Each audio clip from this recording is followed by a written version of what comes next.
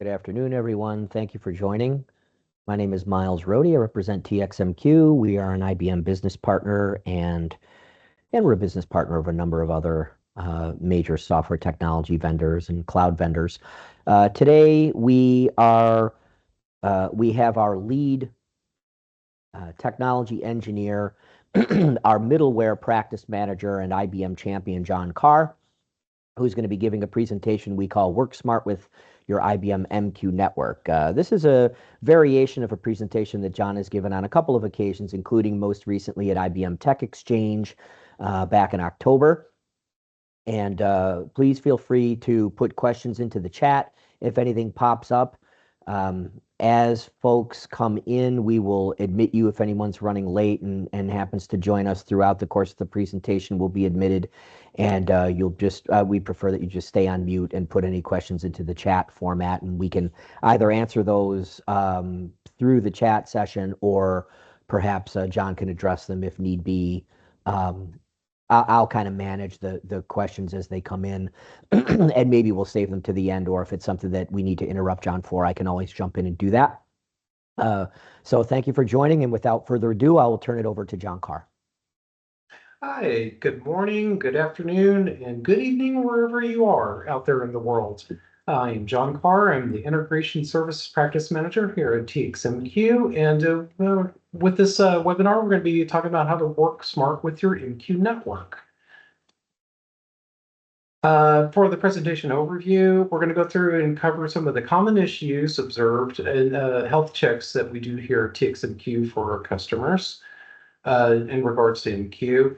How to go through and organize your MQ network. We'll talk about some security considerations, and then talk a little bit about security of the containers, and then ecosystem growth considerations. And then toward the end, also go through and have two cases, one from manufacturing and then one from financial, that we go through and dive in a little bit more on with MQ networks. For common issues observed in health checks, as I mentioned at TXMQ with the customers, when they go through and they'll reach out to us and they'll ask for a health check, or as part of our middleware services program or MSP that we have as well, we'll also onboard them to that service and do a health check up front. This represents some of the common issues that we've observed pretty much time and time again. For example, there's no SSL TLS enabled between the application and the queue manager, let's say down over here. The object authority manager is not properly used or not used at all for fine level authorization of working with the queues and channels, for example. Everyone has admin authority, which also happens quite a bit more than you expect. And that's one thing with security nowadays. Security is paramount, as we all know. And I'm not trying to go through and say people do things maliciously, but almost by accident. And the more authorities you give someone, the greater the chances are for a mistake to happen. So that's where we'll talk more about with admin authorities, try to reduce that. Different applications use the same server PON channel for being able to gain access to the queue manager. Everyone has MQ Explorer. I mean, everyone. And that's something else where there are alternatives that you can be able to work with. We'll talk about how to work smart with that without just MQ Explorer. Queue manager names are too descriptive or not too descriptive even. Well, for example, a queue manager could be the name of prod as opposed to something that would be more not license plate oriented. Or even server PON channels have hard-coded MCA user that's within there. This may be legit for legacy reasons, but it's always good to be able to have the authorization come in through the application that's trying to go and connect, let them pass their own credentials, as opposed to assigning one to them through what's called a message channel agent. This right here is an example of some of the issues that we run across, from minor to issues of concern to immediate action. The minor issues could be separating MQ traffic between ports and channels, which we'll discuss more soon. A dead letter queue handler.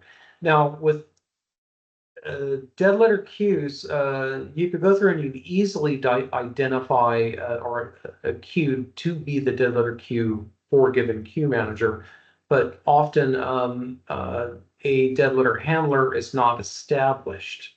And this is it may be more a minor issue because it's only once in a blue moon when messages show up on the dead letter queue. For example, if a message is coming from a partner queue manager, another queue manager, and trying to go to a queue that does not exist on your queue manager, it'll show up in the dead letter queue, as an example.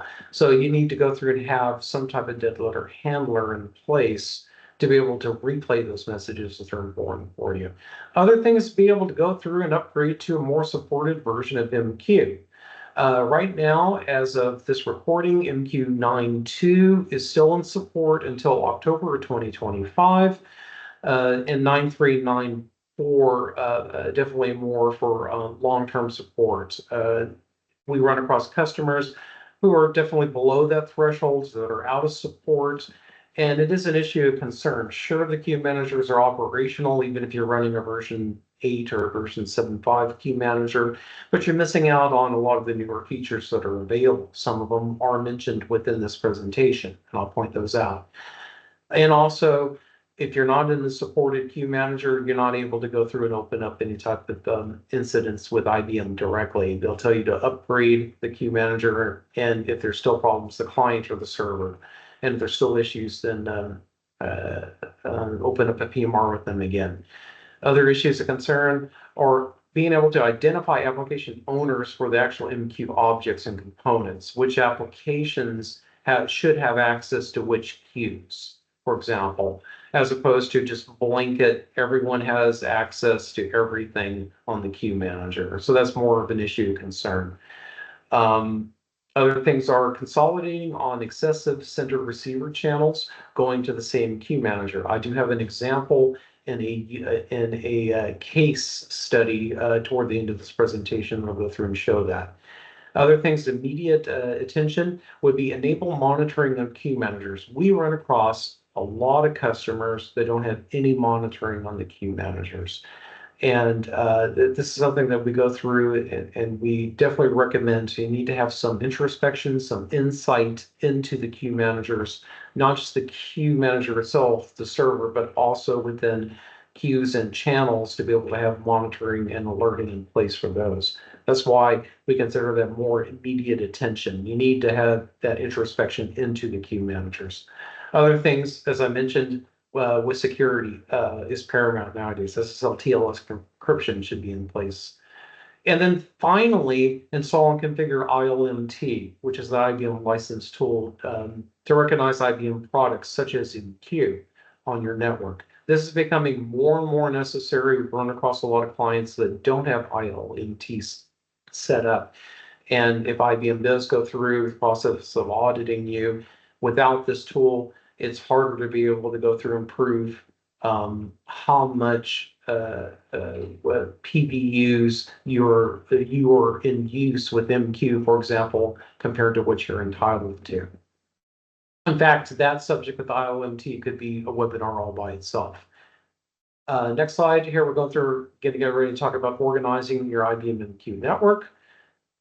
As I was mentioning, a few slides earlier, there could be queue managers with the name of prod or just QA. That would be the names of the servers as well. I always say that's not a good idea. What you want to do is follow the philosophy of cattle, not pets. A pet, for example, would be if the queue manager was called prod. It has a personalized name, it's unique, and it's special and cared for. Nowadays, with economies of scale, even if you're not out in the cloud, you should go through and think about following this idea of economies of scale, which follows a cattle, where if there's a branding or there's a license plate associated with it. They have numbers assigned, they're usually identical. They could be replaced when they're not in good health. If you need more, you could be able to go and purchase more. This right here, go through and kind of give you an idea. Up here, it represents an actual server name. It could be Linux, it could be Windows, as an example. distributed system that you go through and give a name to, and then this would be the name of the queue manager, where you go through and you essentially put together a license plate to go through and identify these. It's a lot easier if you go through and follow some type of standard in place for if you need to go through and scale up or even replace them. It's a lot easier to follow this. Regardless of your MQ network size, it's best to treat them like cattle, like not pets.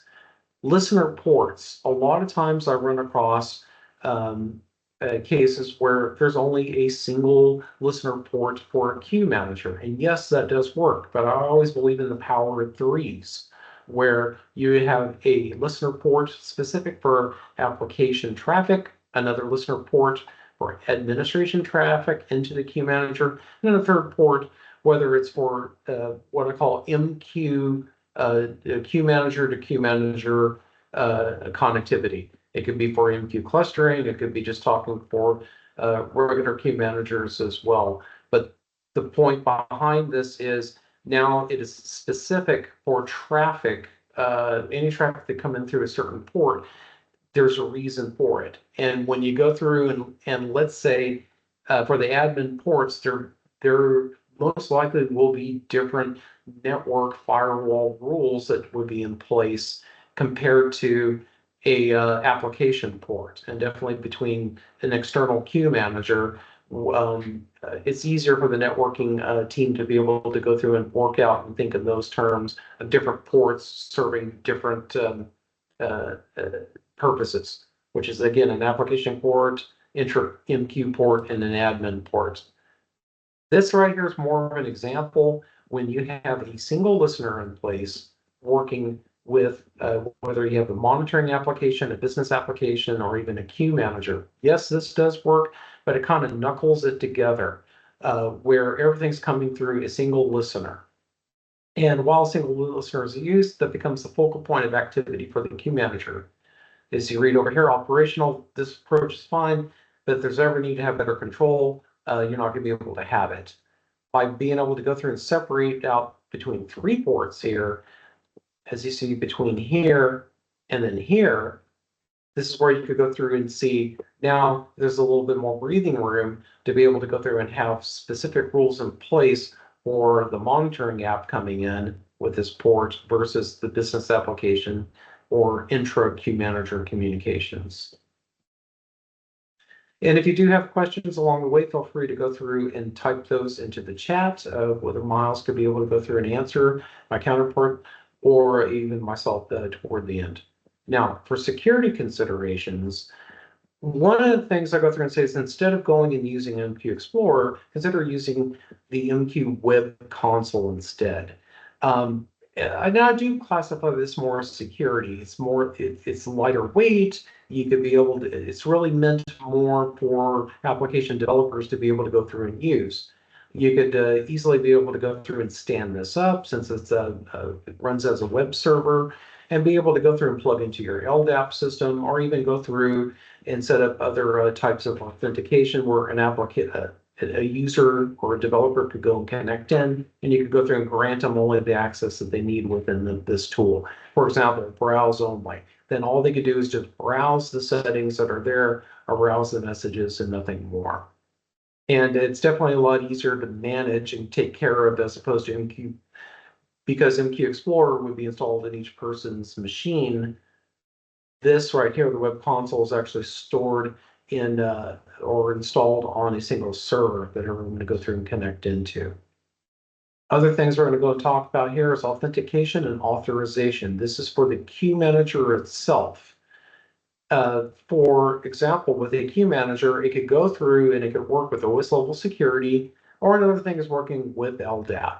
In this case, I'm just giving an example where you have applications that go and say 3 different applications that need to go connect in. Each one of them would have their own server PON channel.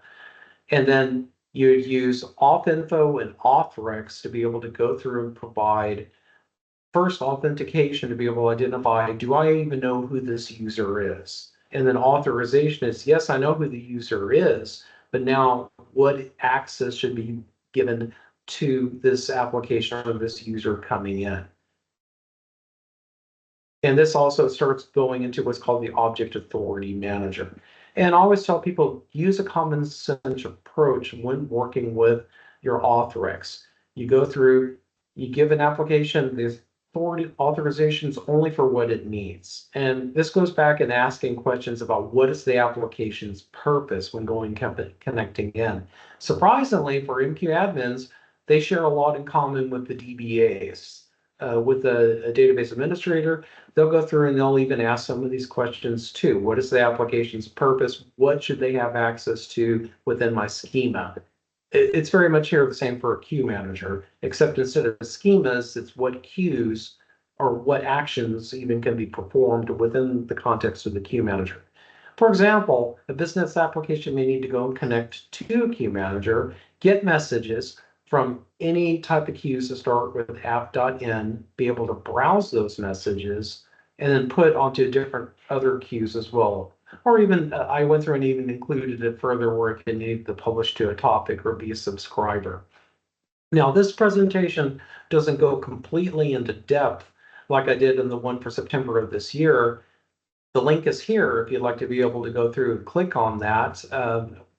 With the presentation that'll be available to you, so you can be able to see the full MQ security best practices. This is just somewhat of a summary, these next few slides, of what was in that larger presentation, focused webinar that we had. Other considerations, for example, best practices, start thinking about anything connecting to the queue manager as an application. That also includes your monitoring agents as well, whether you're using Datadog, IR360, Tivoli, anything else. Those are also applications as well. Don't let apps run as MQM, as the MQ owner. Let them come in or assign them a different ID. Application types, again, could be a business application. It could be App Connect Enterprise or IBM Integration Bus. MQ monitoring agents or performance management products as well. And you'll go through and you'll define the Authorex for those two. Again, previous slide, there's a link to a webinar that I did that goes, it even shows you the Authorex commands to be able to actually go through and follow an example of an application connecting to a queue manager and then what authorizations it was given for specific queues for getting, for putting, and for browsing. So highly encourage you to go and follow that other link. TLS between queue managers, other things is definitely making sure that you enable SSL TLS between your queue managers or even between your application and your queue manager, which will require a key store.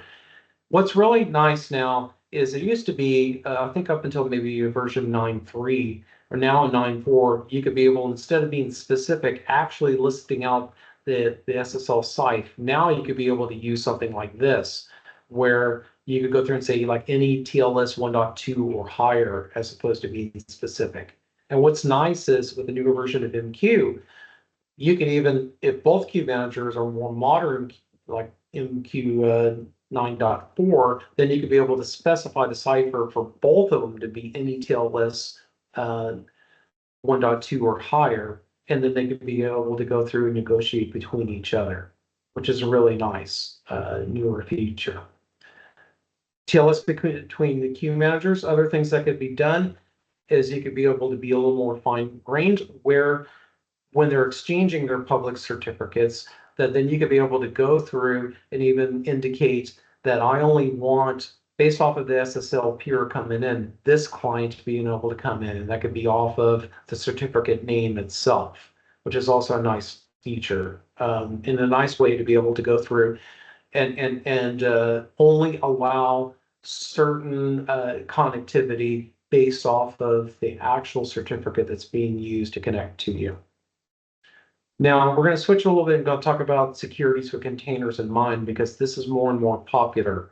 And here's a link where you can go and follow to learn more about it. But in summary, from that link with securities and containers, this is an example where in containers, it's recommended against using local OS users due to security risks. LDAP is an option, though not every shop goes through and use it. what is recommended, or at least a good approach to follow, is with mutual TLS, you can go through and you can map the cert's distinguished name to a specific username. How does that look? As such, with the first within the QMINI for the queue manager itself, you need to go through and you need to set that, be able to set a security policy user external. This right here in the QMINI, this option is actually newer. I think it starts from version 9 of MQ or 9.1 of MQ where you're allowed to go and do this. But once you get a more modern queue manager in place, you can be able to start working or considering with using containers. And then another thing is you go through and you configure the MQ channel as such, to be able to go through and set up if it's any other certificate that's coming in, you don't want to give them access. But here's where the real magic happens, where you go through and you indicate for channel off. Okay, if the SSL peer that's coming in is part of this application, part of this team, and these definitions would be part of the certificate itself, the public certificate, then you want to go through and you want to map it to app one. You could call this whatever you want for an MCA user, because you go through and you indicate for the queue manager that you're setting users to be external. And now within the context of the queue manager, you could create these applications names and then be able to go through and say, this application, okay, if he comes in, he only has authority to connect to the queue manager, and then he can be able to perform these actions on my queue. Considerations for MQ ecosystem growth. This is something else that's new, starting from MQ 8004 up to 9.3, and then it changed to 9.3.1, where any of us who work with as MQ admins, we know that there's been times that messages, they could be audit messages that just land on the queue, for example, and it would always have to be in the past an application, or maybe even write a script yourself to be able to clean those messages off of the queue. Since 8004, you're really able to go through and set using a custom field cap expiry to go through and indicate how long that message could stay on the queue. It's a really nice feature. For example, this is set by tenths of seconds. For 6,000, that represents 10 minutes. And then if you want it to be 36, if you want it to be 1 hour in length, then you set it to 360, or 36,000, I should say. And you could go through and you could set this to be weeks or months, even based off of the tenths of seconds. So it could have a large value. And this is good where messages, the queue manager would go through and prune them itself without you having to go through and write an external application for a consumer app to consume. The thing that I have to warn people is, though this is really easy to go and set up and prune messages, definitely go through and communicate it with the application teams, letting them know when this is done, when the message is considered expired and the queue manager removes it from the queue, you're not going to be able to get it back. It's gone. And as long as all parties understand that and that's what they want, then you can be able to go through and set these. Again, 8004 to 3, you set it through a custom field, then becomes a first-class citizen from 9.3.1 and above, or cap expiry is its own field. It's a really nice feature.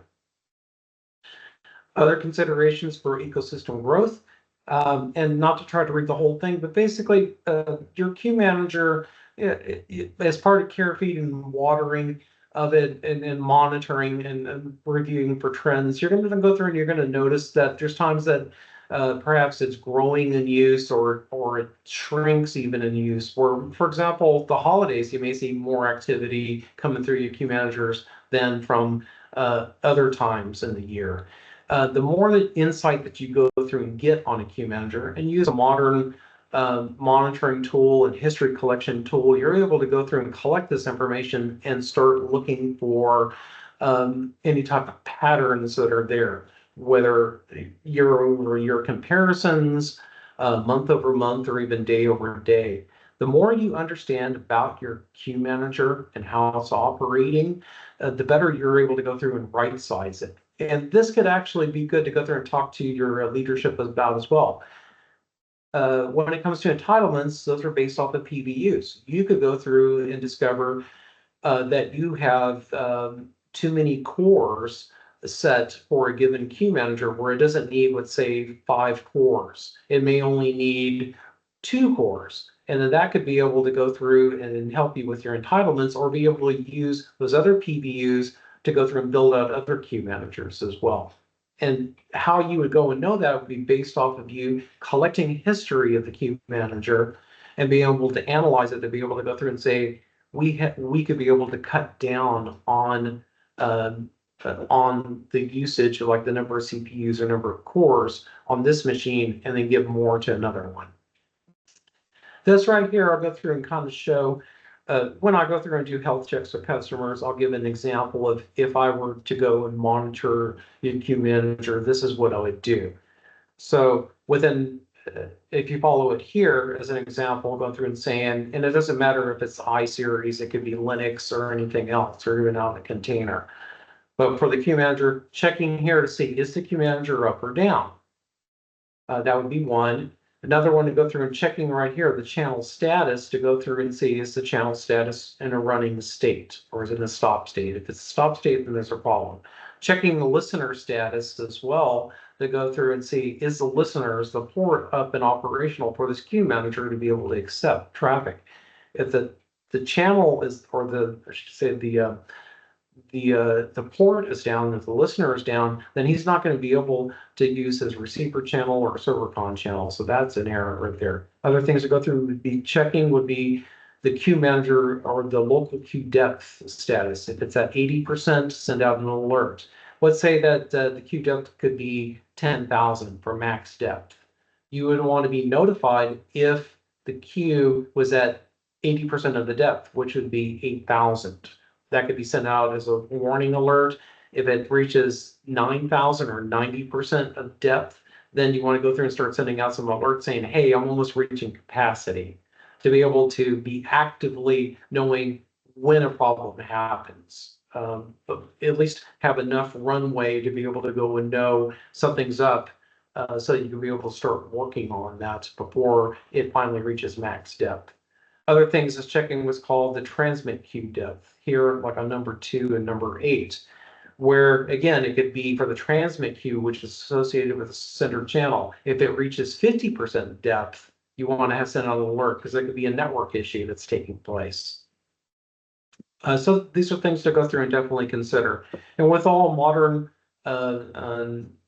monitoring tools that are out there, mentioning IR360, also Datadog is another popular one. They all have this granular level of being able to set up monitoring, as I'm showing by the different points. Manufacturing case. This right here is an example with a manufacturer that we came in, did a health check, and realized what they ended up having was, for example, between their yard management system and then also their hub queue manager, they had excessive or multiple sender receiver channels, and they were also running on the same server. And a lot of times these things happen because it could be not familiar with the application, where, let's say, a new facility is created and then the person who's running MQ feels, well, I need to create a new sender receiver channel because some new queues are created.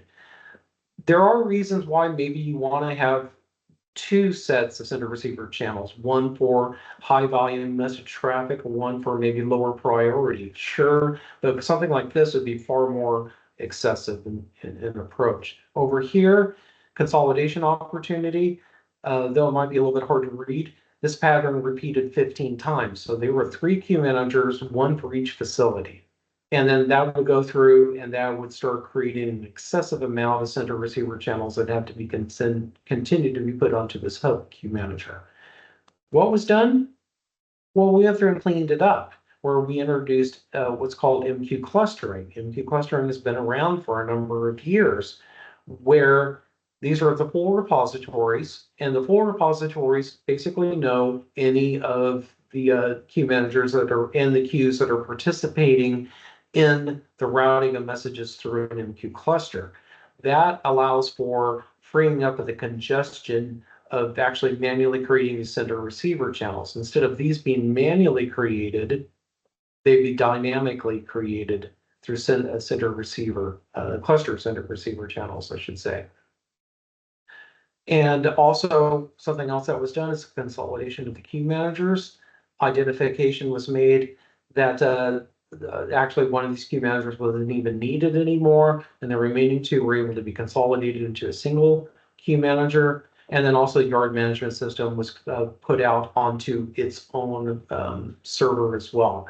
Even though this was not cloud implementation, I'm still one to go through and be the approach where queue managers should be isolated from each other. Instead of being running on the same server, they should be isolated out. Especially when you do want to start going into the cloud, that's how you're going to start thinking, is isolation as well. Another example, financial case. And hopefully this will be good for those participants who are working with the clearinghouse for real-time payments. This was an example where with a client, they'll go through, they'd have a development environment, and they go through and have from the development environment different types of queues for different purposes, let's say.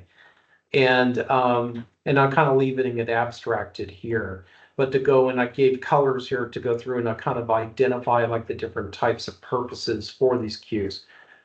Anyone who works with the clearinghouse, if you're a participant, you're going to have an FIS test tool. That would be one.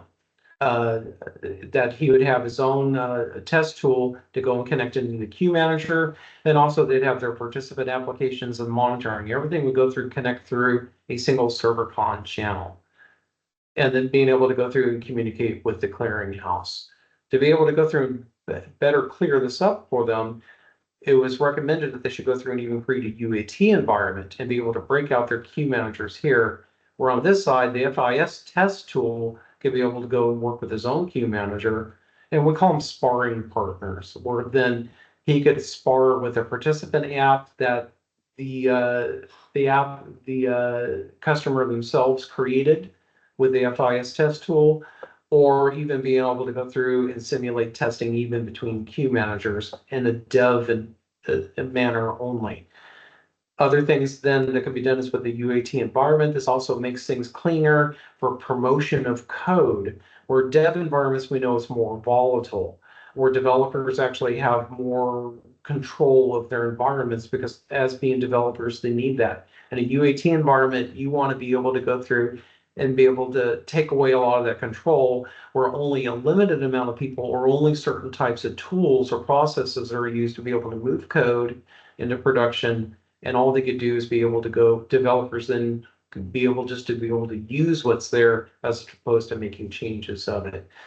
And so that's an example of what we're working on to be able to help with the customer to create a new UAT environment when it's not existing.